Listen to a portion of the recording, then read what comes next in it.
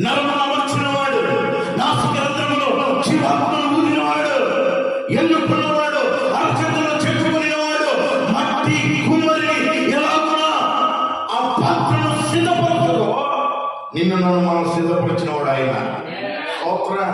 హల్లెలూయా. ఆయన అబద్ధమాడు దేవుడు కాదు, ఆయన సమీపస్తుడే ఉన్నాడు.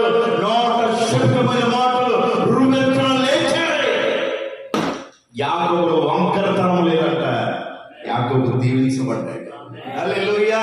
వాళ్ళకి రాజు అనుకుంటున్నాడు అయిపోయిందర చరిత్ర, ఆగిపోతార చరిత్ర, కుంగిపోతారా, నశించిపోతారా, దుఃఖంలో నిలుస్తారు, వేదనలో నిలుస్తారు, అలుముకుంటాడే అని వాళ్ళకి రాజు అనుకున్నాడు. వీళ్ళమ్మ కూడా అనుకున్నాడు. పెట్టుకోటి మాత్రం వాస్తవం. వంకరతనం లేనివాడు వర్ధిల్లుతాడు. స్తోత్ర. వంకరతనం లేనివాడు దీవించబడతాడు. వంకరతనం లేనివాడు ఆశీర్వదించబడతాడు. వంకరతనం లేనివాడు యాకోబు మోసగాడు. ఇశ్రాయేలు మార్చబడిన పేరు. అబద్ధమాడుటకు ఆయన మానవుడు కాదు.